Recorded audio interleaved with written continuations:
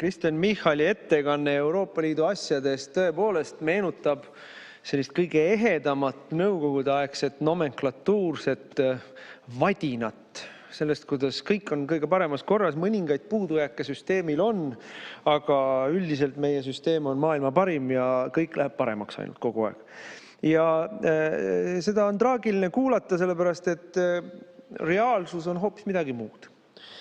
Reaalsus on see, eriti kui me nüüd vaatame USA poolt esitatud rahvusliku julgeoleku strateegiat, siis kogu senine maailmakord on meie silme all lagunemas või kokku varisemas ja igal juhul suures muutuses.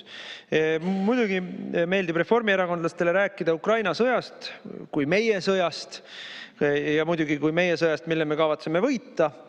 Aga jälle, reaalsus kahjuks on hoopis midagi muud. Esiteks ei oleks kunagi tohtinud endale võtta seda psühholoogilist enesesugereerimist, et meie oleme sõjas. Ei, meie ei ole olnud kunagi sõjas ja oleme lihtsalt toetanud ühte sõja osapoolt.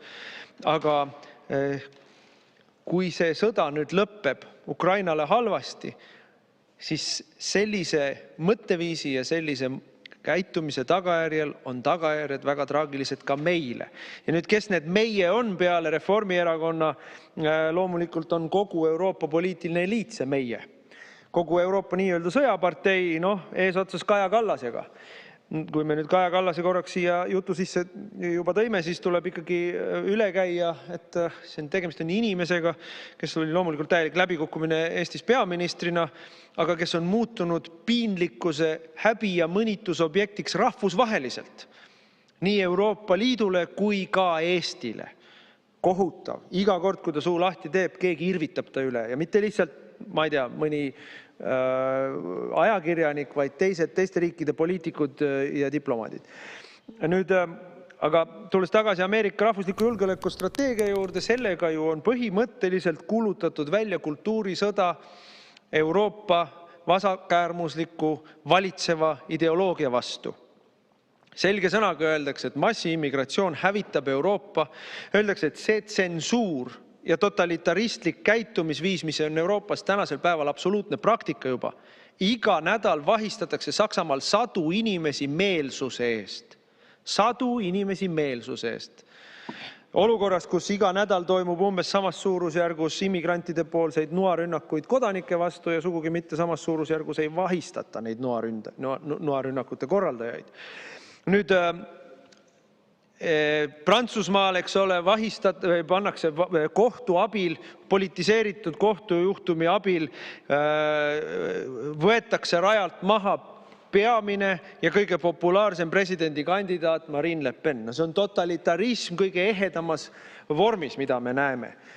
Saksamaal AfD-d üritatakse parlamendi otsusega keelustada, sest taevas hoidku, meil on olemas partei, mis ei jaga seda vasakäärmuslikku globalistlikku ideoloogiat alates siis rohepöördest ja lõpetades immigratsiooni läbi toimuva rahvastiku väljavahetamiseni. Ei saa. Selline partei ei tohi, mitte lihtsalt ei tohi valimisi võita, teda ei tohi üldse olemas olla. See on totalitarism, mida me Euroopas näeme ja mida sügavamaks muutub kriis, seda jõulisemaks ja seda agressiivsemaks muutub Euroopa poliitilise eliidi, ja see tähendab Euroopa Komisjon loomulikult eesotsas, reaktsioon rahva rahulolematusele. Ehk siis me võime kindlalt ennustada, et lähimatel aastatel hakkab see nii-öelda kruvide kinnikeeramine muutuma jõulisemaks ja agressiivsemaks. Ja ma ei hakka Eesti asjadesse siin sekkuma, Eesti on siin tubli Brüsseli õpipoiss, aga see ei saa jätkuda. Olukord, kus ameeriklased ütlevad selge sõnaga eurooplastele, kui teie meid igal sammul saboteerite, meie ettevõtteid trahvite, turgu kinni hoiate, rahuplaane saboteerite, tegelete omaenda kodanike vaenutegevusega, tsenseerimisega, siis me ei ole samas väärtusruumis ja me ei ole enam idioodid tšekiraamatuga, kes teie kaitse kinni maksavad ja oma sõdurite verega teie kaitse eest seisavad. Saage ise hakkama. Kui me paneme siia kõrvale selle, mis on praegune trend või mis on praegune sündmuste kulg Ukrainas, siis ei ole eriti keeruline näha, et Euroopa Liit oma olemuselt on eksistentsiaalses kriisis koos NATO-ga. Eksistentsiaalses kriisis. Ja nüüd pange tähele. Küsisime mitu korda Michalilt, kas me mõtleme selle peale, mismoodi siis hakkama saada. Vastu tuleb mula sellest, kuidas talle meeldib Euroopa Liit. Ma ei küsinud, kas meeldib või ei meeldi. See ei ole üldse küsimus. Mulle ei meeldi, pole kunagi meeldinud, aga see ei ole meeldimise küsimus.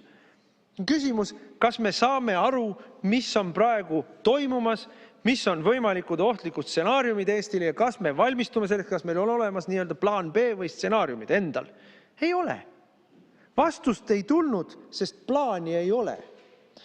Ja kui me paneme sellele kõigele juurde veel sisemised vastuolud Euroopa Liidus, no meil räägitakse täiesti tuimalt sellest, kuidas kavatsetakse võtta ühislaenu niimoodi, et sõidetakse üle riikide vetodest. Ja meil ei ole mõtet rääkida sellest, kuidas Ungari Ungariks, eks ole, Ungari alati on kõigele vastu. Ei ole Ungari. Belgia on vastu. Tegelikult on Prantsusmaa vastu. Itaallased teevad praegu seaduse muudatust, et kraapida oma keskpanga kullavarud Brüsseli, või ütleme siis Frankfurdi kontrolli alt enda kätte. Sellega ennast sisuliselt siis kaitstes võimaluse eest, et euro satub kriisi. Et keegi, ütleme, sakslased või keegi teine ei hakka nende kullavarudega siis mingit probleeme lappima. Kui terve hulk riike ei ole nõus tegelikult, no ütles siin oma ettekandes ka, et Euroopa Liidus võeti vastu ühtne migratsioonipakt. Ei võetud vastu. Terve hulk riike olid sellele, hääletasid vastu, sisuliselt vetostasid seda, aga pandi kehtima ikka.